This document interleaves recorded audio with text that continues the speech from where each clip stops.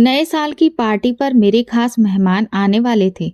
मेरी डॉक्टर पत्नी ने कहा, अपने बीमार पिता को ऊपर छत वाले कमरे में बंद कर देना, क्योंकि तुम्हारे गंवार पिता को हाई सोसाइटी की पार्टी में कैसा व्यवहार करना चाहिए नहीं पता।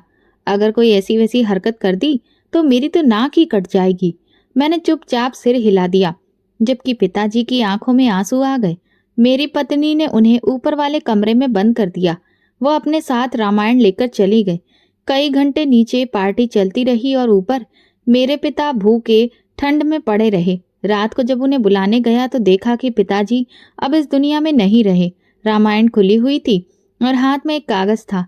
मैंने कागज खोला तो मेरी रूह कांप गई, क्योंकि उसमें लिखा था कि राम प्रसाद ने अपने बेटे की पढ़ाई के लिए अपनी भैंस रानी को बेच दिया था और उन्हीं पैसों से अपने बेटे अखिल का एडमिशन शहर के एक बहुत बड़ी यूनिवर्सिटी में करवाया, जहां उसका सपना था कि वो मन लगाकर पढ़ाई करेगा और डॉक्टर बनेगा। पिताजी, मैं आपका सिर गर्व से ऊंचा कर दूंगा, अखिल ने राम प्रसाद से कहा तो वो हल्की मुस्कान के साथ बेटे के कंधे पर हाथ रखकर बोले, बस बेटा, मन लगाकर पढ़ना। मैंने अपनी पूरी जिंदगी तुम्हारे लिए कुर्बान कर दी है। गांव में अब रानी की जगह खाली थी। आंगन सूना लगता था। जब सुबह दूध नहीं आता तो राम प्रसाद की पत्नी एक गहरी सांस लेकर रह जाती थी, मगर कुछ कहती नहीं थी। राम प्रसाद ने एक दिन पूछा, तुम इतना बुझी बुझी सी क्यों रहती हो? पत्नी ने धीरे से कहा, क्या कहूँ जी, जो तुमने किया वो माँ बाप ही कर सकते हैं। बेटे के सपने बहुत महंगे साबित हुए। राम प्रसाद हंसते हुए बोले, अब बेटे के भविष्य के लिए इतना तो करना ही होगा। लेकिन उस हंसी में एक गहरा दर्द छिपा था। कई दिन गुजर गए। राम प्रसाद की रोज की जिंदगी से वो सुकून गायब हो गया था। वो खेतों में जाते लेकिन लौट आते, मगर दिल में खालीपन साथ होता। बेटे की यूनिवर्सिटी की तस्वीरें, दोस्तों के साथ उसकी सेल्फियां और कभी कभार आने वाली फोन कॉल्स, ये सब एक तरह से राम प्रसाद की कुर्बानी की कीमत थी। एक दिन राम प्रसाद ने पत्नी से कहा, जानती हो, कल खेत में धूप चमकी तो मुझे ऐसा लगा जैसे रानी खड़ी है, मुझे देख रही है। मैंने तो सिर्फ एक जानवर बेचा था, लेकिन मुझे क्या पता था कि मेरा दिल भी उसके साथ चला गया है। पत्नी ने चुपचाप उनका हाथ थाम लिया और कहा, दिल भी आखिर जान से जुड़ा होता है, यूं ही थोड़ी निकलता है। उधर शहर में अखिल अपनी पढ़ाई में व्यस्त था। विश्वविद्यालय के पहले भाषण में उसने कहा, मेरा नाम अखिल है और मेरे पिता एक किसान हैं, जिन्होंने अपने सपनों की बलि दे दी ताकि मैं अपने सपने पूरे कर सकूं। पूरा हॉल तालियों से गूंज उठा, लेकिन अखिल का दिल जानता था कि इन तालियों के पीछे एक खेत, एक प्रिय जानवर की खामोश विदाई छिपी है, एक माँ की चुप्पी और एक पिता की आंखों में छुपा दर्द भी। राम प्रसाद अक्सर बैठकर अखिल की पुरानी किताबें, उसकी यूनिफॉर्म और बैग को देखते। वो बैग से एक पुरानी तस्वीर निकालते, जिसमें उनकी भैंस रानी की तस्वीर थी, जो अखिल ने बचपन में बनाई थी। उस पर लिखा था, मेरी रानी, मेरी दोस्त। दिन बीतते रहे, लेकिन राम प्रसाद का दिल पहले जैसा नहीं रहा। अब वो समझ चुके थे कि ये सिर्फ शुरुआत है। कुर्बानियों का सिलसिला शुरू हो चुका है। ये तो बस पहला कदम था। अब तक तो कीमत सिर्फ एक जानवर थी। आगे क्या क्या बेचना पड़ेगा, ये सवाल उनके दिल में कहीं गहराई में ठहर गया था, जैसे कोई दर्द जो अभी पूरा नहीं हुआ हो। रात के सन्नाटे में राम प्रसाद की पत्नी चुपके से जागी। चूल्हे के पास बैठकर धीमी सी लौ जलाई। कमरे में हल्की रोशनी फैली तो राम प्रसाद का थका हुआ चेहरा दिखाई देने लगा। वो बैठे थे, हाथों में कुछ कागजात लिए, जिन्हें वो बार बार देख रहे थे, मानो उन पर लिखी रकम उनके मन में हथौड़े के जैसे बज रही हो। ये अखिल के अगले सेमेस्टर की फीस की रसीद थी, जो कि लाखों में लिखी थी, जिसे पिछली बार भैंस बेचकर चुकाई थी। लेकिन उससे तो बस शुरुआत हुई थी। अब ये सपना पूरे वजूद के साथ उनके दरवाजे पर खड़ा था और उसकी भूख बढ़ती जा रही थी। पत्नी ने परेशान होते हुए पूछा, क्या हुआ, क्या फिर से फीस बढ़ा दी गई है? राम प्रसाद ने गर्दन झुकाकर सर हिलाया, जैसे कि उनके अंदर कुछ भी कहने की ताकत ही नहीं बची हो। पत्नी ने एक बार फिर से कहा, अब भला क्या बेचोगे? राम प्रसाद ने कुछ भी नहीं कहा, बस अपनी पुरानी अलमारी की चाबी उठाई और अलमारी खोलकर उसे जमीन के कागज निकाले जो उनके घर की थी। नहीं जी, ये मत करो, ये हमारा घर है, इसे बेच दिया तो फिर हम लोग कहाँ जाएंगे? राम प्रसाद ने शांत आंखों के साथ कहा, अगर ये छत मेरे बेटे के सपने के बीच में आ रही है तो मैं फिर खुशी से इसे भी गिरवी रख दूंगा। पर वो डॉक्टर जरूर बनेगा, बस कुछ और साल की बात है। ये सुनते ही पत्नी खामोश हो गई, जैसे किसी ने उसकी सांसों को रोक दिया हो। इसी घर में उन्होंने अपनी पूरी जवानी गुजारी थी, बच्चे को पाला था, दीवारों पर उनके हाथ के निशान थे, छत पर सर्दियों की धूप और गर्मियों की चांदनी बसी थी। लेकिन अब ये सब किसी सपने की खातिर कुर्बान हो रहा था। कुछ दिनों के बाद राम प्रसाद शहर के बैंक में बैठे थे। सामने कागज रखे हुए थे और माथे पर पसीना था। दिल पर कर्ज का बोझ बहुत भारी हो चुका था। कर्ज बैंक ने स्वीकार कर लिया, घर गिरवी रख दिया गया और पैसों से फीस जमा कर दी गई। अखिल का अगला सेमेस्टर भी शुरू हो गया। अखिल बहुत ज्यादा खुश था। पिताजी, मैं अगली प्रयोगशाला के शोध में शामिल हो रहा हूँ। यहाँ के सीनियर डॉक्टर रजत मुझे पहचानने लगे हैं। मेरा नाम यूनिवर्सिटी के बोर्ड पर भी आएगा। राम प्रसाद ने मुस्कुराकर सुना, लेकिन अंदर ही अंदर घर की हर ईंट की कीमत उन्हें महसूस होने लगी थी। धीरे धीरे महीने गुजरते गए, फीस बढ़ती गई। अब अगली बारी पड़ोस की जमीन की थी। वो जमीन जो रामप्रसाद ने हमेशा अपने भविष्य को सुरक्षित रखने के लिए बचाकर रखी हुई थी, अब वो भी बिकने लगी। एक दिन पत्नी ने कहा, आपने कभी सोचा है, अगर वो डॉक्टर नहीं बन सका तो फिर हम लोग कहाँ जाएंगे? रामप्रसाद ने अपनी पत्नी की बात को काटते हुए कहा, वो डॉक्टर जरूर बनेगा। मुझे भगवान पर और अपने बेटे की मेहनत पर पूरा भरोसा है। अखिल यूनिवर्सिटी में बहुत फेमस हो चुका था। उसके बहुत सारे दोस्त बन गए, कई बार भाषण दिए, तस्वीरें सोशल मीडिया पर आईं। वो एक नए माहौल में खुद को बहुत बड़ा समझने लगा था। एक दिन उसने फोन पर कहा, पिताजी, मेरी मेडिकल एसोसिएशन का प्रोग्राम कोलकाता में है, वहां पर जाना बहुत जरूरी है और रजिस्ट्रेशन के लिए 5,000 चाहिए और साथ में यात्रा का खर्चा अलग से होगा। क्या ये सब आपसे हो पाएगा? रामप्रसाद ने सर झुकाकर कहा, हाँ बेटा, मैं इंतजाम करता हूँ। उन्होंने ये बात तो कह दी थी, लेकिन जेब में केवल 3,000 थे। वो फिर बाजार गए, पुराने बर्तन बेचे, बकरी का बच्चा बेच दिया और बेटे के लिए पैसों को भेज दिया। गांव में लोग बातें करने लगे, रामप्रसाद सब कुछ बेच रहा है, बेटे के सपनों के पीछे पूरी तरह से पागल हो गया है। फिर वो कुछ दुखी होकर कहने लगे, भगवान करे अखिल सच में डॉक्टर बन के ही आए, वरना रामप्रसाद का तो सब कुछ बर्बाद हो जाएगा। पत्नी अब खामोश रहने लगी थी।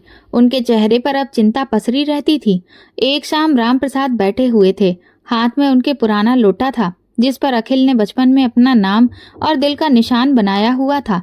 उन्हें वो दिन याद आया जब अखिल ने पहली बार कहा था, पिताजी, मैं बड़ा होकर डॉक्टर बनूंगा और सबकी मदद करूंगा और फिर आपको भी एक बड़ी सी गाड़ी दिलवाऊंगा। रामप्रसाद की आंखें भर आईं।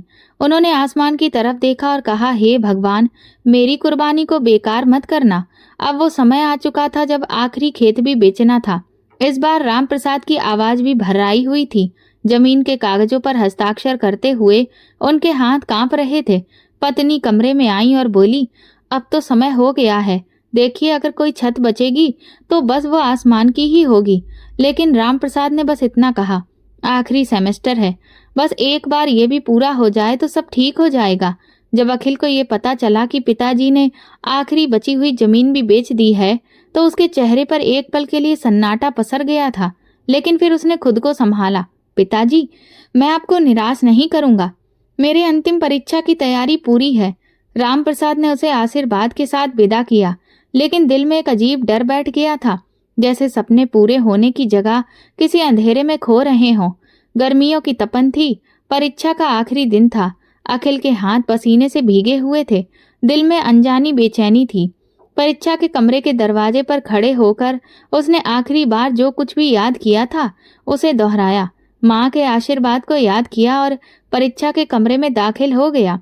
उसे पता था कि ये सिर्फ एक एग्जाम नहीं था, ये एक सफर का फैसला था, एक यात्रा का निर्णय था, एक ऐसी यात्रा जो रामप्रसाद ने अपने सपनों की बुनियाद पर शुरू की थी। लेकिन किस्मत की कलम कभी कभी उन सपनों के रंगों को फीका कर देती है। परीक्षा के बाद दिन रात और हफ्ते जैसे रुक से गए थे। रामप्रसाद हर दूसरे दिन अखिल को फोन करते, बेटा तुम्हारे एग्जाम कैसे हुए? और हर बार अखिल धीमी आवाज में जवाब देता, पिताजी, भगवान सब कुछ ठीक कर देगा। रामप्रसाद कुछ महसूस कर रहे थे, कुछ अजीब सा। वो अब ज्यादा समय तक भगवान के आगे बैठकर प्रार्थना करते रहते थे। पत्नी भी अब पहले जैसी शांत नहीं रही थी, वो लगातार चिंता में रहती थी। एक दिन उन्होंने कहा, अगर भगवान ने हमें फल नहीं दिया तो? रामप्रसाद ने केवल एक बात कही, तो जो भी होगा वो फिर भगवान की मर्जी से ही होगा। रिजल्ट का दिन आ गया था। अखिल ने अपने दोस्तों के साथ कंप्यूटर पर रिजल्ट देखा, लेकिन उसमें अपना नाम नहीं पाया। उसका दिल ये देखकर बैठ गया जैसे किसी ने उसकी आत्मा को ही खींचकर निकाल दिया हो। दोस्तों ने उसे सांत्वना दी, कंधे को थपथपाया, लेकिन वो बहुत अच्छे से जानता था कि इसके लिए सब कुछ दांव पर लगा दिया था। वही सपना आज जमीन में दफन हो गया है। वो दिन बहुत ज्यादा भारी था। अखिल ने रामप्रसाद को फोन किया, लेकिन उसके शब्द गले में ही अटक गए थे। वो सिर्फ इतना कह पाया, पिताजी मैं पास नहीं हो पाया। दूसरी तरफ पूरी तरह से खामोशी पसर गई थी। फिर रामप्रसाद की टूटी हुई आवाज आई, ठीक है बेटा, भगवान सब ठीक करेगा। रामप्रसाद की आवाज में वो हार थी जो किसी योद्धा को युद्ध के अंतिम सिपाही के गिर जाने पर महसूस होती है। उन्होंने फोन बंद किया और कुछ पल ऐसे ही दर्द के बोझ तले बैठे रहे। पक्षी अपने घोंसलों की तरफ लौट रहे थे। सूरज ढल रहा था, लेकिन रामप्रसाद का चेहरा जैसे इस समय से बाहर हो चुका था, बिल्कुल रंगहीन, निर्जीव। पत्नी ने हैरान होकर पूछा, क्या हुआ? तो रामप्रसाद ने धीरे से कहा, अखिल फेल हो गया है। उनकी पत्नी बैठ गईं, जैसे किसी ने उनके पैरों तले से जमीन खींच ली हो। तो अब हम क्या करेंगे? रामप्रसाद ने लंबी सांस लेकर कहा, पता नहीं, शायद वो कोई नौकरी ढूंढ ले। कुछ दिन बाद अखिल का फोन आया कि अभी अस्पताल में छोटी सी नौकरी मिल गई थी, वार्ड बॉय की। फिलहाल तनख्वाह बहुत कम थी, लेकिन कुछ ना होने से तो बेहतर ही है। रामप्रसाद ने जबरदस्ती मुस्कुराकर कहा, अच्छी बात है बेटा, काम कोई भी छोटा बड़ा नहीं होता। लेकिन उसके दिल ने चुपचाप कहा, जिस कीमत पर मैंने ये सपना खरीदा उसका परिणाम ये नहीं होना था।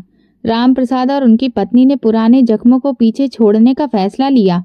अब वहां पर कुछ भी नहीं बचा था, न जमीन, न घर, न रोजगार, बस यादें थीं जो हर दीवार पर चिपकी हुई उदासी जैसी फैली थी।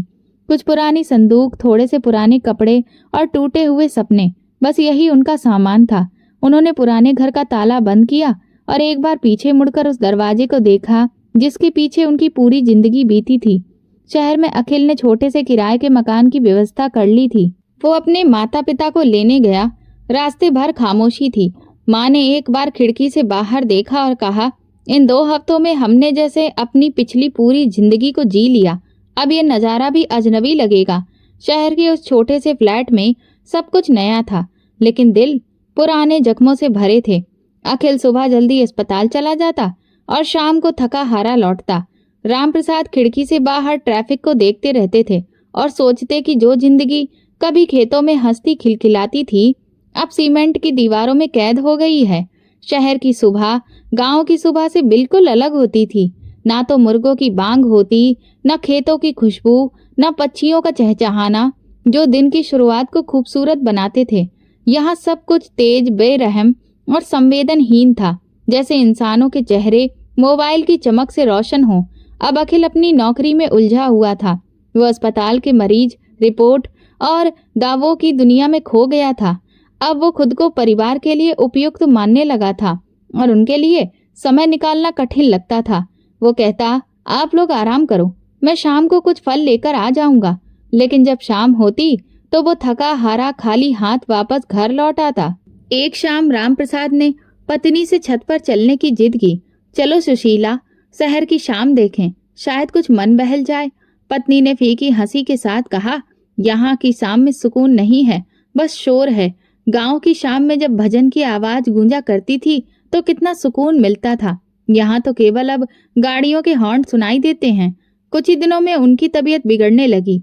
रामप्रसाद ने अखिल से कहा, बेटा, तुम्हारी माँ की तबीयत ठीक नहीं लग रही है, किसी अच्छे डॉक्टर को दिखा लो।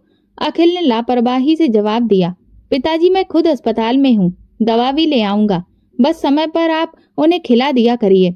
रामप्रसाद कुछ कहना चाहते थे मगर चुप हो गए। उन्हें एहसास था कि इसके लिए उन्होंने सब कुछ बेच डाला। वो बेटा अपनी माँ की आंखों का आंसू तक नहीं देख पा रहा। एक रात बारिश हो रही थी, छत से पानी टपकने लगा। पत्नी की खांसी और बारिश की बूंद की टप टप ने कमरे को एक बड़े ही दुख भरे माहौल में बदल दिया था। रामप्रसाद अपनी पत्नी के सिर पर हाथ फेरते रहे और धीरे धीरे कुछ बड़बड़ाते रहे। सुबह होते होते उनकी पत्नी की सांस धीमी होने लगी थी। वो उनका हाथ पकड़कर कह रहे थे, कुछ भी नहीं होगा तुम्हें। पत्नी ने कहा, प्रार्थना करो कि भगवान सब ठीक करे। लेकिन शायद भगवान को तो कुछ और ही मंजूर था। सुबह जब सूरज निकला तो राम प्रसाद की पत्नी, जिन्होंने उनके साथ जीवन की तेज धूप झेली थी, अब हमेशा के लिए शांत हो चुकी थीं। उनके चेहरे पर वही सुकून था जो शायद गांव के किसी पुराने कमरे में बचपन के झूले के पास सोते वक्त होता था। रामप्रसाद की आंखों के सामने अंधेरा छा गया। वो खामोशी से शहर की इस भीड़ में अकेले बैठ गए। अब बारिश की बूंदें जमीन पर नहीं, उनके दिल पर गिर रही थीं। अखिल दोपहर तक आया। अपनी माँ की लाश देखकर कुछ देर तक वो चुपचाप खड़ा रहा। फिर औपचारिकता बस आंसू बहा दिए और अंतिम संस्कार के इंतजाम में लग गया। पिताजी, आप बिल्कुल भी फिक्र मत कीजिए, मैं सब कुछ संभाल लूंगा। उन्हें जलाने की प्रक्रिया शांतिपूर्वक पूरी हुई। कोई भी करीबी रिश्तेदार पास में नहीं था, सिर्फ कुछ पड़ोसी और राम प्रसाद की अधूरी प्रार्थनाएं। शमशान में चिता को अग्नि देते समय राम प्रसाद ने अपना सर झुका लिया और बस इतना कहा, अब तुम्हें इस दुनिया की भाग दौड़ और शोरगुल से मुक्ति मिल गई है। अंतिम संस्कार के बाद राम प्रसाद बहुत देर तक वहीं बैठे रहे। उन्हें पत्नी की कही हुई बातें याद आ रही थीं। ये सपने हमें ले डूबेंगे, है ना? तुम सही कहती थी। और फिर वो पूरी तरह शांत हो गए, जैसे उनके अंदर बोलने की अब शक्ति ही खत्म हो गई हो। अब वो किसी से बहस नहीं करते, किसी से किसी चीज की मांग नहीं करते। बस हर सुबह रामायण का पाठ करते और दिन भर पत्नी की पुरानी साड़ी का आंचल सीने से लगाए घूमते। किसी कोने में चुपचाप बैठे रहते। एक दिन अखिल ने कहा, पिताजी, क्या आप अब गांव वापस जाना चाहेंगे? राम प्रसाद ने एक नजर बेटे की तरफ देखा और कहा, अब वहां क्या है? तुमने तो सब कुछ बेच डाला। अब तो शायद मेरी अस्थियां भी यहीं की गंगा में विसर्जित होंगी। अखिल के चेहरे पर एक पल के लिए शर्म का भाव आया, लेकिन फिर वो अपने मोबाइल में व्यस्त हो गया। शहर की जिंदगी ने राम प्रसाद को भीतर से खोखला कर दिया था। गांव की खुली हवा, मिट्टी की खुशबू, नीम के पेड़ की छांव, ये सब केवल एक सपना बनकर रह गए थे। अब केवल बंद खिड़कियां, घुटनों का दर्द और नींद से खाली रातें बाकी थीं। वो हर रात बिस्तर पर लेटे हुए अपनी पत्नी की तस्वीर को देखते और धीरे से कहते, मैंने सपनों के पीछे सब कुछ दे दिया, लेकिन ये नहीं जाना कि सपने भी कभी सीने में दफन हो सकते हैं। अब वो अपनी जिंदगी के उस मोड़ पर थे जहां ना कोई इच्छा बची थी, ना कोई उम्मीद, सिर्फ खामोशी थी और बेटे के व्यवहार की बेरुखी हर पल घेरे रहती थी। कमरे में सन्नाटा गूंजता था। खिड़की के बाहर की रोशनी भी अंधेरे जैसी लगती और समय केवल दीवार की घड़ी में चलता था, दिल में नहीं। राम प्रसाद दिन भर चुपचाप बैठे रहते और अखिल सुबह अस्पताल और शाम को अपने मोबाइल में व्यस्त हो जाता। बाप बेटे के बीच न कोई झगड़ा था, न अपनापन, बस एक ठंडी दूरी थी। इन्हीं दिनों में अस्पताल में अखिल की मुलाकात डॉक्टर रजनी से हुई। वो उम्र में अखिल से कुछ बड़ी थी, लेकिन पर्सनैलिटी बहुत ही मजबूत, आत्मनिर्भर और प्रभावशाली थी। रजनी एक सेल्फ डिपेंडेंट ऊंचे दर्जे की महिला थी, जो एक बहुत रेपुटेटेड औरत शकुंतला की बेटी थी और अपने स्वभाव में बिल्कुल स्पष्ट। अखिल, जो बार बार अपने जीवन में टूटा था, रजनी की गंभीरता और मजबूत स्वभाव से प्रभावित हुआ। धीरे धीरे दोनों के बीच दोस्ती होने लगी। रजनी को भी अखिल की संजीदगी, उसका खामोश रहना और उसका प्यार से बात करना बहुत अच्छा लगने लगा। एक दिन उसने अखिल से कहा, मेरी माँ चाहती है कि मैं किसी अमीर बिजनेसमैन से शादी कर लूं, लेकिन मेरा दिल कहता है कि तुम्हारे जैसे सच्चे इंसान के साथ जीवन बिताना सबसे अच्छा होगा। अखिल कुछ देर चुप रहा, फिर बोला, मेरे पास ना दौलत है, ना कोई ऊंचा मुकाम, सिर्फ एक बूढ़े पिता हैं जो बीमार रहते हैं, और मैं खुद भी एक अधूरे सपने का टूटा हुआ हिस्सा हूँ। रजनी मुस्कुराकर बोली, तो फिर हम दोनों का मेल अच्छा रहेगा। मैं मजबूत हूँ, तुम सच्चे हो। मेरे घर की दीवारें तो हैं, लेकिन रिश्तों की नींव नहीं थी। कुछ दिनों में रजनी ने खुद अपने माता पिता को तैयार किया और रिश्ता भेजा। राम प्रसाद ने पहले अखिल की बात चुपचाप सुनी, फिर थोड़ी देर सोचकर कहा, बेटा, अगर तुम्हें लगता है कि वो तुम्हारी जिंदगी बेहतर बना सकती है, तो मेरा आशीर्वाद तुम्हारे साथ है। राम प्रसाद को उम्मीद थी कि शायद अब अखिल को एक अपना घर मिलेगा। शायद वो खुद भी उसे तंग मकान से निकलकर किसी बेहतर जगह जा सकेगा। शादी साधारण तरीके से हुई। लेकिन रजनी के घर की चमक धमक, फैशन, महंगे कपड़े और घमंडी नजरों ने राम प्रसाद को भीतर से बहुत ही छोटा और कमजोर महसूस करवाया। शादी के बाद जब राम प्रसाद दुल्हन को विदा होते हुए देख रहे थे तो उनके दिल में एक अजीब सा खालीपन था, जैसे इस शादी में कुछ अधूरा था। कोई भावना, कोई अपनापन, कुछ भी नहीं। शादी के कुछ ही दिनों के बाद अखिल और रजनी ने राम प्रसाद को अपने साथ ही शहर के महंगे इलाके में स्थित घर में रहने के लिए कहा। राम प्रसाद के लिए अब एक अलग छोटा कमरा रखा गया जो मेन गेट के पास था। शुरू शुरू में रजनी का व्यवहार फॉर्मेलिटी से भरा था, लेकिन जल्दी ही उसके व्यवहार में कठोरता और उपेक्षा झलकने लगी थी। एक दिन जब राम प्रसाद सुबह चाय लेने के लिए किचन के पास आए तो रजनी ने झुंझलाकर कहा, अगर चाय बनानी है तो खुद बना लीजिए, मैं यहाँ पर नौकरानी नहीं हूँ। राम प्रसाद ने एक पल उसकी तरफ देखा और फिर धीरे से कहा, बेटी, मैं तो सिर्फ पानी लेने आया था।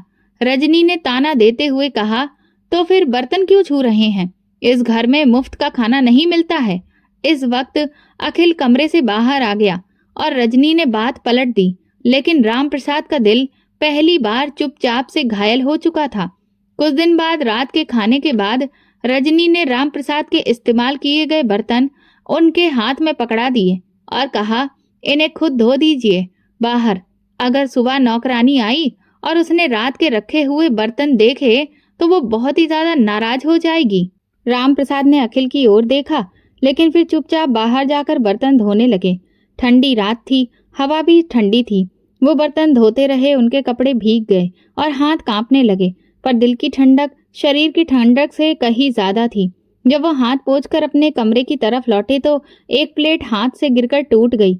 रजनी दौड़ती हुई आई और बोली, ये प्लेट मेरे डिनर सेट की थी और बहुत महंगी थी। तुम लोगों को कीमती चीजों की कोई कदर ही नहीं होती है। राम प्रसाद चुप रहे, लेकिन अखिल ने झल्लाकर कहा, पिताजी, आपसे मैंने कहा था ना कि बर्तनों का ध्यान से संभाल कर करिए, हर चीज आप खराब कर देते हैं। राम प्रसाद ने पहली बार कुछ नहीं कहा, न सफाई दी, बस चुपचाप अपने बिस्तर पर बैठ गए, सर झुकाए, जैसे अपने अंदर कुछ दफन कर रहे हों। रात को वो बहुत देर तक जागते रहे। उन्हें अपनी पत्नी की पुरानी साड़ी को आंखों से लगाया और पहली बार बेटे की आवाज में अपने लिए दूरियां महसूस की।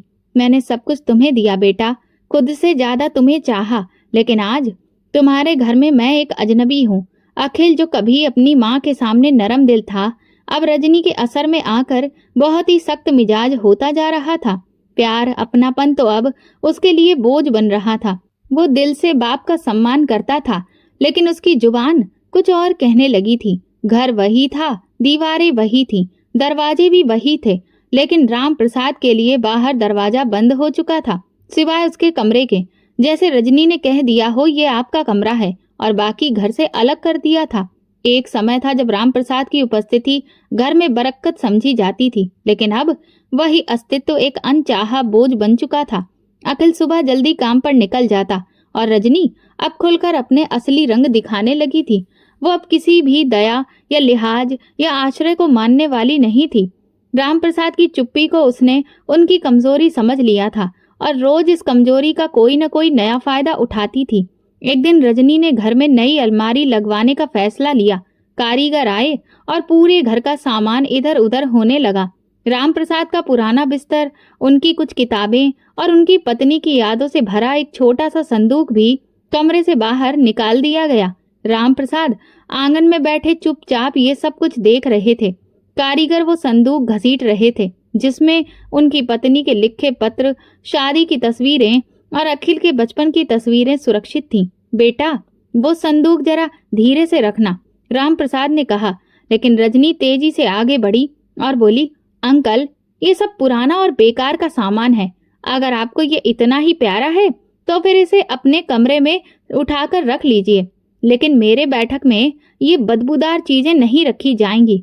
राम प्रसाद ने चुपचाप वो संदूक अपने कमरे में घसीटा और फिर एक कोने में रख दिया। वो चुपचाप थे, लेकिन भीतर एक कसक थी, जैसे कि किसी ने यादों को धूल में मिला दिया हो। अगले दिन की पीड़ा कुछ और ही थी। रजनी ने एक महंगी नस्ल का पालतू कुत्ता पाल लिया जिसे वो अपने बच्चों के जैसा मानती थी। ये हमारे परिवार का नया सदस्य है, रजनी ने बड़े ही गर्व से कहा। वो कुत्ता पूरे घर में खुलेआम आराम से घूमता था, लेकिन जैसे ही राम प्रसाद के कमरे के पास आता तो भौंकने लगता। रजनी मजाक उड़ाते हुए कहती, अंकल, मेरा डॉगी आपको देखकर डर जाता है। शायद आपकी शक्ल से उसे कोई पुरानी लड़ाई याद आ जाती है। एक दिन जब राम प्रसाद व्रत के लिए नहाने जा रहे थे तो वही कुत्ता उनके पैरों में उलझ गया। राम प्रसाद लड़खड़ाकर जमीन पर गिर पड़े। उनके हाथ से खून निकल आया। रजनी दौड़ती हुई आई, लेकिन राम प्रसाद की तरफ नहीं, सीधे अपने कुत्ते के पास। मेरे बेटे, तुम्हें चोट तो नहीं आई? फिर वो राम प्रसाद की ओर मुड़ी और बोली, अंकल, आप देखकर नहीं चल सकते? अगर मेरे कुत्ते को अभी कुछ हो जाता तो? राम प्रसाद ने जख्मी हाथ देखा, फिर कुत्ते को और फिर रजनी को। बेटी, मैं गिर गया था, उन्होंने जवाब दिया। रजनी ने सख्त लहजे में कहा, अरे, गिरना तो अब आपकी आदत बन चुकी है, लेकिन अगर दोबारा मेरे डॉगी को कुछ भी हुआ ना तो मैं बिल्कुल भी बर्दाश्त नहीं करूंगी। वो रात राम प्रसाद ने दर्द में बिताई। अखिल से कुछ कहने का मन हुआ, लेकिन तुरंत उनके दिल ने उन्हें रोक दिया। जिसे आंख बंद करते हुए वक्त माँ की मौत की खबर दी गई हो, वो दिल का हाल क्या समझेगा। कुछ दिन के बाद राम प्रसाद की पुरानी चारपाई टूट गई। पीठ में असहनीय दर्द होने लगा था। उन्होंने रजनी से कहा, बेटी, अगर नई चारपाई ना भी दिलवा सको तो कम से कम एक पुराना गद्दा ही बदलवा दो, मुझे बहुत कमर में तकलीफ होती है। रजनी ने अपनी आंखें सिकोड़ते हुए कहा, अंकल, यहाँ मैं कोई धर्मशाला या दान पुण्य का संस्थान नहीं खोल रखा है। अगर यहाँ की सुख सुविधाएं पसंद नहीं आ रही हैं तो चुपचाप अपना सामान बांधकर वृद्धाश्रम चले जाइए, वहाँ आपके जैसे बहुत लोग रहते हैं। ये बात राम प्रसाद के दिल पर जैसे बिजली बनकर गिरी। जो मेरी मेहनत का बना हुआ घर था, उसे मैं इस घर में रहने वालों के खातिर लुटा दिया था, और आज इन लोगों के घर में खुद मेरे लिए ही जगह नहीं बची थी। उसी रात राम प्रसाद ने पुराने संदूक से अपनी पत्नी की अंगूठी निकाली और उसे अपने चेहरे से लगाते हुए वो रोने लगे। तुम होती तो ये सब ना होने देती, तुम होती तो मेरा बेटा मुझे यूं बेबस ना देखता। अब रजनी का अत्याचार एक नया ही रूप ले चुका था। वो जानबूझकर राम प्रसाद का खाना समय पर नहीं देती थी और अक्सर नाटक करते हुए कहती, अरे, अंकल के लिए खाना तो मैं रखना भूल ही गई थी। कभी कहती, अभी तो उन्होंने नाश्ता किया ही है, तो अभी थोड़ी ना खाना खाएंगे। या फिर वो अक्सर रात की बची हुई सूखी सब्जी उन्हें दे देती। कहती, पिताजी को भला ये सबसे क्या ही फर्क पड़ता होगा। वो अक्सर राम प्रसाद के साधारण पहनावे पर भी भद्दी भद्दी बातें करती। कभी किसी ने देखा है ससुर को इस तरह की धोती और कमीज पहनकर मेहमानों के सामने आते हुए? भगवान के लिए इनसे कहो कि ये अपने कमरे से बाहर ना निकला करें। अब राम प्रसाद को खाने के समय घर के बाहर दरवाजे के पास थाली पकड़ा दी जाती। कभी बासी रोटी तो कभी बचा कुचा खाना। वो सब चुपचाप खा लेते, जैसे जिंदगी की इस अपमानजनक स्थिति को वो अपनी किस्मत मान चुके हों। एक दिन राम प्रसाद ने संदूक से पत्नी की लिखी एक चिट्ठी निकाली, जिसमें उसने अपने दुख लिखे थे। हे भगवान, जिस बेटे के लिए सब छोड़ के उसके घर में अगर जगह न मिली तो हमें अपने घर बुला ले। तेरी धरती पर जगह की कोई कमी नहीं है। सर्दियों की एक ठंडी सुबह, जब सूरज की किरणें भी खिड़कियों में झांकने से डर रही थीं, राम प्रसाद नींद अधूरी छोड़कर उठ गए। न शरीर में गर्माहट थी, न दिल में उम्मीद। बिस्तर पर पड़े कंबल बार बार खिसक रहा था, जैसे अब वो भी उस बूढ़े से परेशान हो चुका हो। ठंडी हवा दरवाजे की दरारों से भीतर आ रही थी, लेकिन राम प्रसाद के अंदर की ठंड उसे मौसम से कहीं ज्यादा कचोट रही थी।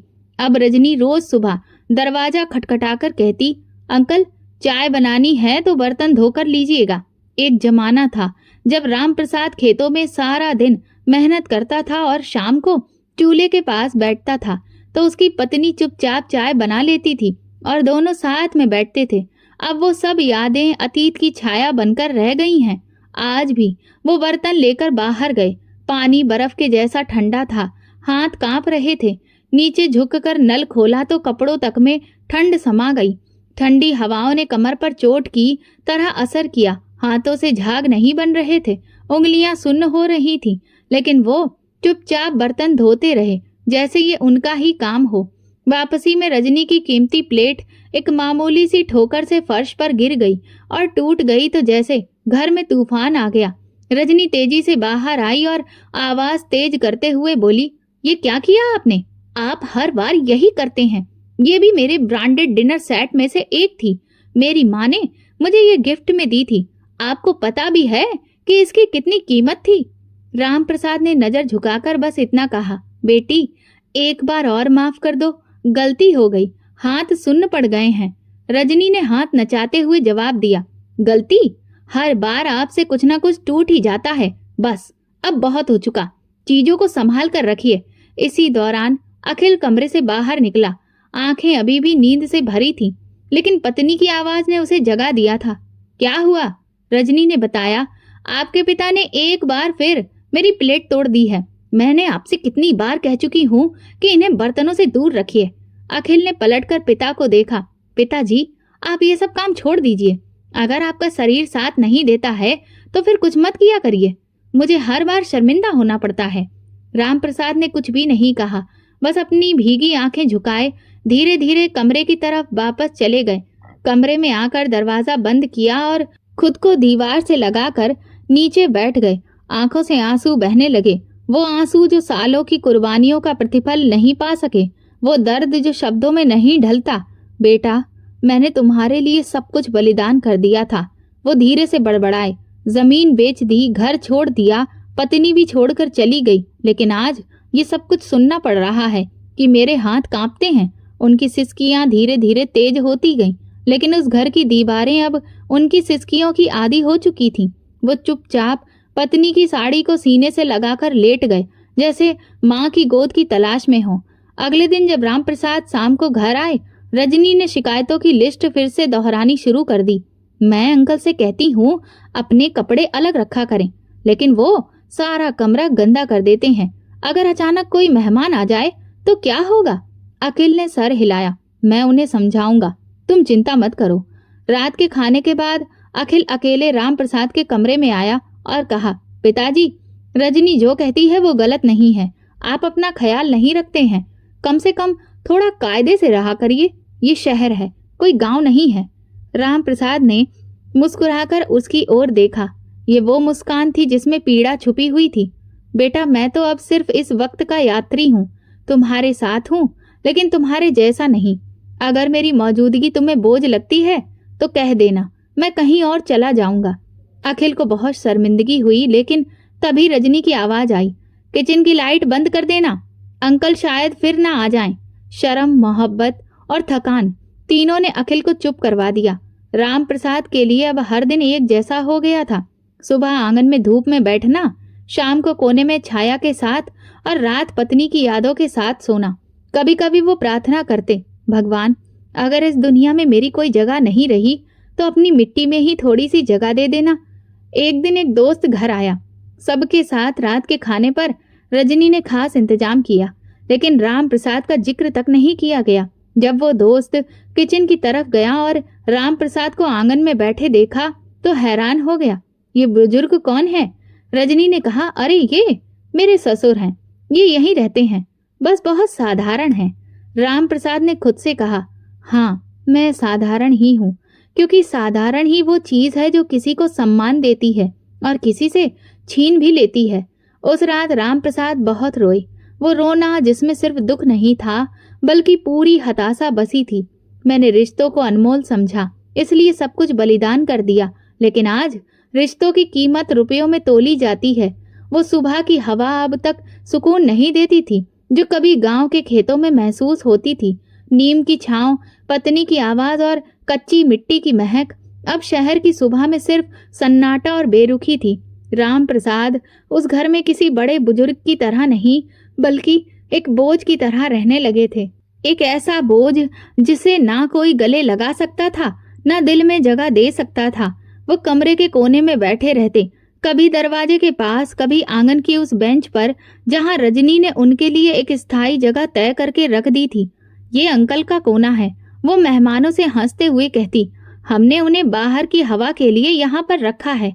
लेकिन राम प्रसाद जानता था ये उसका खाने का कोना है। वो कोना जहां अब सिर्फ बासी रोटी, बची हुई सब्जी और ठंडा पानी मिलता है। एक दिन दोपहर को जब रजनी ने बची हुई रोटी सब्जी लाकर राम प्रसाद के सामने रखी तो वो बस चुपचाप थाली को देखते रहे। सब्जी पर तेल जमा हुआ था और रोटी बुरी तरह से अकड़ी हुई थी, जैसे समय की बेरहमी ने उसे और ज्यादा कठोर बना दिया हो। अंकल, भूखे रहने से तो यही ठीक है कि इसी को खा लीजिए, रजनी ने मजाक उड़ाते हुए लहजे में कहा। राम प्रसाद ने धीरे से थाली उठाई और दरवाजे के पास बैठकर खाने लगे। वो निवाले जो कभी पत्नी प्यार से बनाकर देती थी, अब जुबान पर छाले जैसे लगते थे। अखिल उस समय घर पर नहीं था, अस्पताल में ड्यूटी पर था। शाम को लौटा तो रजनी ने हल्के अंदाज में कहा, आपके पिताजी ने आज भी खाना आंगन में खाया। उन्हें ड्राइंग रूम की हवा शायद पसंद नहीं आती है। शायद। अखिल ने बस मुस्कुराकर सर हिला दिया। अब वो हर बात में अपनी पत्नी की हाँ में हाँ मिलाने लगा था, चाहे बात कितनी भी तीखी क्यों ना हो। कुछ दिन बाद सर्दी की तेजी और ज्यादा बढ़ गई। राम प्रसाद की तबीयत कुछ बोझिल सी लगने लगी। जब गले में दर्द और माथे पर हल्का बुखार महसूस होने लगा तो उन्होंने खुद से कहा, शायद मौसम का असर है, और चुपचाप अपने कमरे में लेट गए। अगले दिन वो हल्के बुखार के साथ उठे और खांसी शुरू हो गई। कांपते हाथों से दरवाजा खोला और धीरे धीरे आंगन की तरफ बढ़े। रजनी ने दूर से ही कहा, अंकल, आप बुखार में बाहर क्यों आ गए? आपका कमरा ही आपके लिए सही जगह है, मैं वहीं पर दवा भिजवा दूंगी। लेकिन न दवा आई और न कोई खबर। वो सारा दिन बुखार में अकेले लेटे पड़े रहे। कोई देखने तक नहीं आया और ना ही किसी ने दो शब्द तसल्ली के कहे। रात को बुखार और ज्यादा बढ़ गया। राम प्रसाद का शरीर कांपने लगा। वो एक पुराना कंबल ओढ़ छत की ओर देख रहे थे। उनकी जुबान से एक शब्द निकला, सुशीला, अगर तुम होती तो कितना आराम होता। इस वक्त मुझे तुम्हारे साथ की बहुत जरूरत है। इस समय दरवाजे पर काम करने वाला चौकीदार, जो दूर से सब कुछ देख रहा था, धीरे धीरे अंदर आया। बोला, बाबा जी, आपकी तबीयत ठीक नहीं लग रही है, मैं आपको डॉक्टर के पास लेकर चलता हूँ। राम प्रसाद ने कमजोर आवाज में कहा, नहीं बेटा, बस कोई दवा दे दो, बहुत थकान है। चौकीदार तुरंत बाजार गया, कुछ गोलियां और बुखार की दवा के साथ दूध भी गर्म करके ले आया। उसने खुद अपने हाथ से राम प्रसाद को दवा दे दी और कंबल ठीक से उड़ा दिया। बोला, बाबा जी, आप मेरे पिताजी के जैसे हैं, ऐसी हालत में अकेले मत रहा कीजिए। राम प्रसाद की आंखों से आंसू बहने लगे। ये एक अजनबी आदमी था, मगर उसके दिल में इंसानियत जिंदा थी, और एक मेरा अपना सगा बेटा, जिसे मेरा ख्याल तक नहीं था। अगले दिन जब रजनी को पता चला कि चौकीदार दवा देने आया था तो वो गुस्से से भर गई। बोली, किसकी इजाजत से तुम अंदर आए?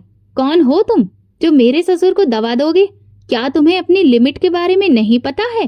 चौकीदार चुपचाप खड़ा रहा और सर झुकाए रहा। अपनी औकात मत भूलो, खबरदार, अगर तुमने दोबारा अंदर उनके पास आने की कोशिश की तो नौकरी से निकाल दूंगी।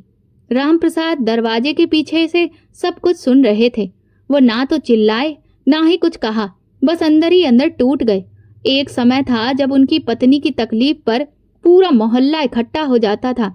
आज वो बुखार में पड़े हैं और उनके बेटे का घर उनका दरवाजा भी बंद कर रहा है। जब अखिल घर आया तो सबने इस बात को मामूली बात करके टाल दिया। चौकीदार हद पार कर रहा था, याद रखना, वो सिर्फ एक कर्मचारी है। अखिल ने भी हाँ में हाँ मिलाई और बात का विषय बदल दिया गया। अपने पिता के बुखार की बात तक न की गई। राम प्रसाद ने उस रात खिड़की खोलकर चांद को देखा। चांद तो वही है जो मेरी पत्नी को गांव की छत पर पसंद था, मगर हालात कितने बदल गए हैं। उसने पुराना रूमाल निकाला जिसमें उसकी पत्नी ने हल्दी और कुमकुम से उसका नाम लिखा था। वो रूमाल अभी भी उसमें उसकी पत्नी के प्यार की महक को समेटे हुए था। उसने उसे अपनी आंखों से लगाया और धीरे स्वर में बोले, अब कोई और दवा नहीं चाहिए, अब बस तुम्हारा प्यार याद आता है जब किसी मंत्र या दवा से नहीं मिलता। वक्त का काम तो गुजर जाना है, लेकिन कुछ जगह ऐसी होती हैं जो समय के साथ नहीं भरती, बल्कि हर बीते पल में उनमें नमक भर जाता है। राम प्रसाद के लिए भी वक्त बीत रहा था, लेकिन ऐसा वक्त जिसमें ना मुस्कुराहट थी, ना ही किसी खुशी की झलक थी, बस खामोशी और अकेलापन था। वो पीड़ा, वो अधूरी उम्मीदें हर दिन के साथ बढ़ती जा रही थीं। 5 साल बीत चुके थे, लेकिन राम प्रसाद के दिल की हालत वैसे के वैसी ही थी। अब वो बहुत कम बोलते, अक्सर किसी कोने में बैठे रहते या रामायण पढ़ते रहते। उनकी दुनिया बदल गई थी, लेकिन उनका दिल वहीं अटका हुआ था जहां उन्होंने सब कुछ बलिदान कर दिया था। अपने बेटे की खुशियों और सपनों के लिए इन्हीं सालों में अखिल और रजनी को एक बेटा हुआ। उसे घर में हंसी खुशी की गूंज सुनाई दी, लेकिन उन हंसी के पलों में उसे बूढ़े बाप के लिए कोई जगह नहीं थी। बच्चे के जन्म वाले दिन राम प्रसाद दरवाजे के पास बैठे रहे। न किसी ने आकर उन्हें खुशखबरी दी, न मिठाई दी, न बधाई दी। जब अस्पताल से वापसी हुई तो राम प्रसाद दूर से झांकते रहे कि शायद कोई उन्हें बच्चा दिखा दे, लेकिन रजनी ने बच्चे को छुपा कर रखा। रजनी ने अपने नौकर को हिदायत दी कि गांव वाले जो होते हैं, इन्हें तमीज नहीं होती है। ये जरा जरा सी बातें फैला देते हैं और ये गंदे भी रहते हैं, इसीलिए इन्हें मेरे बच्चे के पास नहीं जाने देना। रजनी ने अखिल से भी यही बात कही तो उसने उदासी से सिर हिला दिया। शायद उसे भीतर से कुछ महसूस हुआ, लेकिन जुबान बंद रही। पत्नी की मर्जी उसकी आंखों का आदेश बन चुकी थी। रामप्रसाद ने कभी बच्चे को गोद में लेने की जिद भी नहीं की और ना ही उसे छूने की कोशिश की। बस रात को प्रार्थना करते, भगवान, जो चेहरा दुनिया नहीं दिखा रही वो मुझे सपने में दिखा दे, ताकि मैं जान सकूं कि मेरी संतान की संतान कैसी दिखती है। समय बीत गया। रामप्रसाद अब इतने कमजोर हो चुके थे कि चलते समय उन्हें दीवार का सहारा लेना पड़ता था। उनकी कमर झुक गई थी। अब वो न रफ्तार में थे न ताकत में, मगर मन में बस एक ही प्रार्थना हमेशा रहती थी, हे भगवान, जब भी मेरा समय आए मुझे प्रार्थना में ही अपने पास बुला लेना। एक दिन घर में दावत का आयोजन किया गया। पूरे परिवार के सदस्य आने वाले थे। सभी लोग सजावट और तैयारी में बहुत व्यस्त थे। रजनी ने सुबह से ही सारे मैनेजमेंट को देखना शुरू कर दिया था, मगर उसने सबसे पहले राम प्रसाद को छत वाले कमरे में भेज दिया।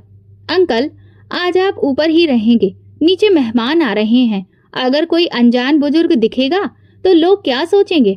राम प्रसाद ने चुप्पी साध ली, अपने हाथ में रामायण ली और छत की ओर चले गए। उनके कदम कांप रहे थे, लेकिन उनकी जुबान पर कोई भी शिकायत नहीं थी। बस मन कह रहा था कि ये मेरे बेटे का घर है, पर इसमें मेरे लिए कोई भी जगह नहीं है। ऊपर छोटे से कमरे में पहुंचकर उन्होंने रामायण पढ़ने के लिए चटाई बिछाई और बैठ गए। नीचे से रिश्तेदारों की बातें, हंसने की और पकवानों की महक आ रही थी। सब कुछ जैसे एक बेहतरीन त्योहार जैसा लग रहा था, लेकिन राम प्रसाद का जीवन अब केवल एक वीराने में सिमट गया था। दोपहर के बाद की आरती के समय उन्होंने अपने छोटे से मंदिर में दिया जलाया। हाथ जोड़कर शांत भाव से बैठकर आंखें बंद कर ली। लंबे समय तक वो ऐसे ही ध्यान में लीन रहे। शायद कोई प्रार्थना कर रहे थे, अपने मन के भीतर के युद्ध का समाधान ढूंढ रहे थे। रजनी और अखिल अपने मेहमानों की आओ भगत में व्यस्त थे। किसी को भी ये ध्यान नहीं था कि उनके बूढ़े पिता छत पर अकेले बैठे हैं। अगले दिन जब सूरज निकला तो वो आम दिनों की तरह उजाला हुआ नहीं था। घर में गहरा सन्नाटा था, ऐसा जैसे कोई अमूल्य चीज खो गई हो, जैसे किसी प्रार्थना, किसी दिए की रोशनी बुझ गई हो। अखिल की आंख खुली तो सर में हल्का दर्द था। देर रात तक मेहमानों की मेजबानी, बातचीत और तारीफों की गूंज रह रहकर याद आ रही थी। रजनी किचन में नाश्ते की तैयारी में लगी थी, लेकिन दोनों में से किसी ने भी छत पर मौजूद अपने बूढ़े पिता की सुध लेने की हिम्मत नहीं उठाई। नौकर ने धीरे से पूछा, साहब कहाँ हैं? रजनी ने लापरवाही से कहा, वहीं होंगे, भूख लगेगी तो खुद ही नीचे आ जाएंगे। लेकिन दरवाजा नहीं खुला। दोपहर होने को आई, सूरज की किरणें छत पर चमक रही थी और अचानक अखिल को याद आया कि पिताजी कहाँ हैं। कल से उन्होंने शायद कुछ खाया भी नहीं था। वो सीढ़ियां चढ़कर छत पर पहुंचा। कमरे का दरवाजा खोला तो देखा कमरे में हल्की रोशनी चल रही थी। राम प्रसाद अपनी चटाई पर झुके हुए थे, बिल्कुल शांत। पिताजी, अखिल ने धीरे से पुकारा, मगर कोई उत्तर नहीं मिला। उसने आगे बढ़कर उनके कंधे को छुआ। राम प्रसाद अब इस दुनिया की उपेक्षा, अकेलेपन और उपेक्षा से मुक्त हो चुके थे। वो उसी चटाई पर थे जिस पर सालों तक उन्होंने भगवान से प्रार्थना की थी, और वही अब उनकी अंतिम मुस्कान बन गई थी। आंखों के सामने अंधेरा छा गया, सीने में दिल धड़कना भूल गया। वो फर्श पर बैठ गया, एक पल को जैसे सब कुछ रुक गया। रजनी ऊपर आई, उसके चेहरे पर कोई भी दुख नहीं था, बस हल्की सी हैरानी। फिर उसने धीरे से कहा, भगवान उनकी आत्मा को शांति दे। अच्छा हुआ शांति से चले गए। वो नीचे उतरते हुए गुनगुनाई, आखिरकार एक बोझ कम हुआ। अखिल ने कुछ नहीं कहा, बस सर झुकाकर छत से नीचे उतर आया। अंतिम संस्कार की जिम्मेदारी पड़ोसी और चौकीदार ने संभाली। न कोई आंख नम हुई, न कोई शोक सभा, न कोई सच्चे दिल से की गई प्रार्थना। अंतिम संस्कार की तैयारी छोटी थी, लेकिन राम प्रसाद के कारण भगवान के पास आकाश में दर्ज हो चुके थे। उसी वक्त घर में फिर एक गहरी खामोशी छाई थी कि अचानक वो बच्चा जो रात तक माँ की गोद में खेल रहा था, अचानक अपना सर पकड़कर जोर से चिल्लाने लगा, मम्मी बहुत तेज दर्द हो रहा है। रजनी घबरा गई। अखिल घबराकर आगे बढ़ा, क्या हुआ बेटा, कहाँ दर्द है? बच्चा तड़प रहा था। वे दोनों उसे लेकर अस्पताल पहुंचे। डॉक्टर ने चेकअप किया और गंभीर चेहरे के साथ कहा, बच्चे को तुरंत ही इमरजेंसी मेडिकल रूम में लेकर आइए। इसके सर में कोई भयंकर संक्रमण है और हालत बहुत ज्यादा बिगड़ चुकी है। हमें कुछ और टेस्ट करने होंगे। अखिल और रजनी अब वहीं खड़े रह गए। 2 दिन पहले जो बच्चा हंसी खुशी खेल रहा था, आज जीवन और मौत की लड़ाई लड़ रहा था। कुछ घंटे के बाद डॉक्टर इमरजेंसी रूम से बाहर आया और बस इतना कहा, हमने पूरी कोशिश की थी, लेकिन आपका बच्चा भी दुनिया में नहीं रहा। ये सुनते ही अखिल के पैरों तले से जमीन खिसक गई। रजनी वहीं जमीन पर बैठकर चीख पड़ी, ये क्या हो गया, हमारा बेटा? अखिल दीवार का सहारा लेकर खड़ा रहा, आंखों से आंसू बहते रहे। डॉक्टर ने बताया, आपके बेटे के सर में ट्यूमर था जो अपनी आखिरी स्टेज पर पहुंच चुका था और जिसकी वजह से आपका बेटा इस दुनिया को छोड़कर चला गया। अखिल फूट फूट कर रो रहा था, लेकिन दिल के अंदर कोई अनजाना डर गूंज रहा था, जैसे ब्रह्मांड के किसी कोने से कोई पुकार आ रही हो। जिस पिता की मौत पर उसकी आंखें नम नहीं हुई थीं, अब उसी के पोते को कंधे पर लेकर जाना पड़ा। शमशान में अब 2 लाशें रखी हुई थीं, एक राम प्रसाद की और एक अखिल के बेटे की। दादा और पोता, जिन्हें जीवन ने कभी एक दूजे से जोड़ा नहीं, लेकिन मौत ने उन्हें एक ही अंतिम रास्ते पर मिलाकर एक कर दिया था। अखिल अपने पिता की चिता के पास जमीन पर बैठा फूट फूट कर रो रहा था, पिताजी, मैंने आपसे सब कुछ छीन लिया, समय, सम्मान, प्रेम, और बदले में भगवान ने मुझसे मेरा सुख, मेरा बेटा छीन लिया। ये आपकी बद्दुआ नहीं थी, ये मेरे कर्मों का फल था। पीछे रजनी खड़ी थी, आंसू बहते हुए भी वो पूरी तरह शांति में थी। उसके भीतर एक ऐसी आग जल रही थी जो केवल रिश्तों की बेइज्जती और अनदेखी पर मिलती है, एक ऐसी सजा जो अब हर दिन उसे अंदर ही अंदर भस्म करती रहेगी। शमशान की हवा भारी थी, सन्नाटा इतना गहरा था जैसे हवा ने भी सांस लेना छोड़ दिया हो। हल्की हल्की लकड़ियां दोनों तरफ डाली जा रही थी। एक राम प्रसाद की चिता थी जिसने जीवन भर त्याग किया, और दूसरी उस पोते को दफनाया जाने वाला गट्टा जिसमें मासूम हंसी हंसने वाले बेटे को जमीन में दफनाया जाएगा। अब उसकी मासूम हंसी कभी भी सुनाई नहीं देगी। 2 पीढ़ियां जो जीवन में एक दूसरे को छू भी ना सकी, आज इस मिट्टी में मिल जाएंगी। अखिल चिता के किनारे बैठा था, चेहरे को दोनों हाथों में छुपाकर लगातार रोता रहा। वही इंसान जो कभी चुपचाप बर्तन धोता रहा और कुछ ना बोला, आज अपनी आवाज ही खो बैठा था। उसे लग रहा था जैसे दुनिया की हर किरण, हर कण उसे दोष दे रहा हो, हर मिट्टी का कण जैसे उसे पुकार रहा हो। तुमने एक पिता को अकेला छोड़ एक पोते को दादा के प्यार से वंचित किया। पास खड़ी रजनी चुप थी, उसके चेहरे पर अब वो कठोरता नहीं थी जो पहले हुआ करती थी। बच्चे की मौत ने उसकी आंखों से चमक और दिल से शांति छीन ली थी। अब वो समझ चुकी थी कि जिस पिता को उसने नौकर समझा, वही वास्तव में भगवान का आशीर्वाद थे, और उन्हें खोकर वो अब एक बहुत बड़े दंड में पड़ चुकी थी। अखिल ने कांपते हाथों से राम प्रसाद की राख पर हाथ रखा और धीरे से कहा, पिताजी, काश समय रहते समझ पाता, काश आपके सिर पर कभी प्यार से हाथ रख पाता, काश मैं आपको अपने शब्दों से अकेला ना छोड़ता। आंखों से बहते आंसू रुकने का नाम नहीं ले रहे थे। उसने अपने बेटे की ओर देखा जो अब जमीन में गहरी नींद सो रहा था, और बेसुध सा बोला, ये मेरा ही फैसला था पिताजी। बेटे के लिए आपकी ममता न समझ पाया, ईश्वर ने वही बेटा मुझसे छीन लिया। कुछ देर बाद लोग वहां से चले गए, बस अंतिम विदाई रह गई और एक व्यक्ति जो बीच में बैठा अपने कर्मों का लेखा जोखा कर रहा था। महीने साल बीतते गए, लेकिन अखिल का मन वहीं ठहर गया। उस पल में जब उसने अपने पिता को आखिरी बार उस चटाई पर अंतिम सांस लेते छोड़ा था, अब वो अक्सर शमशान आता, दोनों की मिट्टी के बीच बैठता, गीता का पाठ करता, आंखें बंद करता और सिर्फ एक प्रार्थना करता, भगवान जो कमी मुझसे रह गई उसे मेरे आंसुओं से माफ कर देना। माँ बाप के बलिदानों का मूल्य ये संसार कभी चुका नहीं सकता। जो संतान अपने माता पिता को समय रहते नहीं समझ पाती, उसे जीवन में कभी भी सच्चा सुख नहीं मिलता है। अगर समय पर संबंधों की पहचान ना की जाए तो फिर वही समय उन्हें छीन लेता है।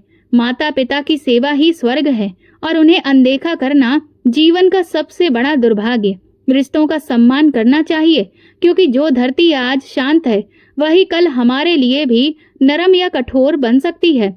दोस्तों, माँ बाप भगवान का रूप होते हैं। जो संतान समय रहते उनके प्रेम और त्याग को नहीं समझती, वो जीवन में कभी भी सच्चे सुख और शांति को नहीं पा सकती है।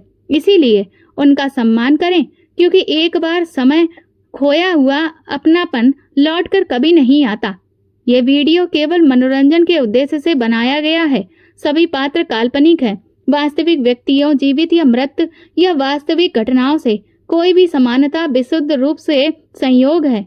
किसी भी व्यक्ति, धर्म या जाति को ठेस पहुंचाने की मंशा नहीं है। अगर आपको हमारी कहानी पसंद आई हो तो कमेंट करके बिल्कुल बताएं। वीडियो को लाइक करें और ज़्यादा से ज़्यादा शेयर करें। चैनल पर नए हैं तो सब्सक्राइब जरूर करें और नोटिफिकेशन बेल दबाएं ताकि अगली अपडेट सबसे पहले आपको मिले। धन्यवाद।